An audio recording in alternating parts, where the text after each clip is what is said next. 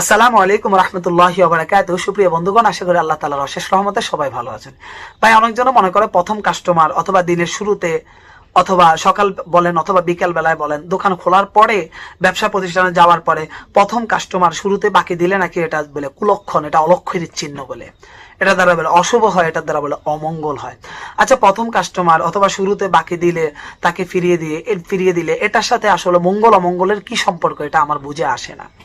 একজন প্রকৃত মুসলমানের ঈমান, ইয়াকিন এবং তাওয়াক্কুল হবে একমাত্র আল্লাহ তাআলার উপরে, যিনি রিজিকের একমাত্র মালিক, উনার উপরে। এই সমস্ত এগুলো অন্ধ ধর্ম বিশ্বাস, এগুলো অন্য ধর্মাবলম্বীরা এগুলো বিশ্বাস করতে পারে, হিন্দুয়ানি প্রথা তারা বিশ্বাস করতে পারে। একজন প্রকৃত মুসলমান কিভাবে এগুলো বিশ্বাস করতে পারে, আমাদের আসলে বিষয়গুলো বুঝে আসে না। শুরুতে বাকি দেওয়া না দেওয়ার সাথে কোনো প্রকারের অলক্ষণে কুলক্ষণের বিশ্বাস করাটা, এগুলো আসলে প্রকৃত কোনো মুসলমানের ধর্মবিশ্বাস হতে পারে না। এখানে এটাকে কুলক্ষণে মনে করা, অশুভ মনে করা, এটা সম্পূর্ণ নিষেধ।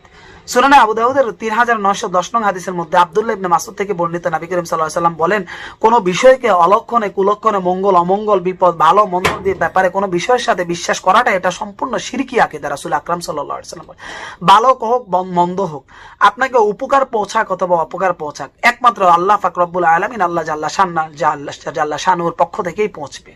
তিনিই মঙ্গলের মালিক, তিনি অমঙ্গলের মালিক, তিনি ভালোর মালিক, তিনি ভালোর মালিক, তিনি মন্দের মালিক। তো শুরুতে বাকি দেওয়ার সাথে মঙ্গল অমঙ্গলের কোনো প্রশ্ন নেই, কোনো অলক্ষণের কুলক্ষণের কোন প্রকার কোনো সম্ভাবনা নেই। তো এই সমস্ত বিষয়গুলো আমরা বিশ্বাস করব না। আমরা আমাদের ঈমানকে মজবুত রাখবো, আল্লাহর উপরে তাওয়াক্কুল করবো। এই সমস্ত বিষয় আমাদের যখন মনে আসবে, আমরা কালিমা পড়ব, লা ইলাহা ইল্লাল্লাহু মুহাম্মাদুর রাসূলুল্লাহ, রিজিকের মালিক একমাত্র আল্লাহ, এগুলো বলে আমরা মনকে প্রবোধ বাণী শোনাবো। যে সমস্ত অলক্ষণ কুলক্ষণের ধর্ম বিশ্বাস থেকে আল্লাহ তুমি আমাদেরকে হেফাজত করো। ঈমানি দায়িত্ব মনে করে ভিডিওটি সবাইকে বেশি বেশি ব্যাপক আকারে শেয়ার করুন, যেন সবাই এই বিষয়গুলো জানতে পারে, উপকৃত হতে পারে, একটা কুসংস্কার বিদাত থেকে বের হয়ে আসতে পারে, এবং সদকায়ে জারিয়া হিসেবে আপনার আমলনামার মধ্যে যেন অসংখ্য নেকি লেখা হতে পারে। এই নিয়ে ভিডিওটি এখনই সবাই বেশি বেশি শেয়ার করুন। আর ভালো লাগলে একটি লাইক করবেন। কোনো বিষয় অস্পষ্ট থাকলে আমাদের কমেন্ট বক্সের মধ্যে কমেন্ট করবেন।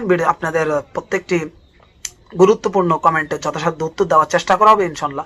আর আমাদের ভিডিওর মধ্যে যদি আপনি নতুন হয়ে থাকেন আমাদের চ্যানেলে, আমাদের প্রত্যেকটি গুরুত্বপূর্ণ আপডেট পাওয়ার জন্য এখনই চ্যানেলটি সাবস্ক্রাইব করুন। আগামী পর্বে দেখা হবে। সে পর্যন্ত আল্লাহ সবাইকে ভালো রাখুক, সুস্থ রাখুক।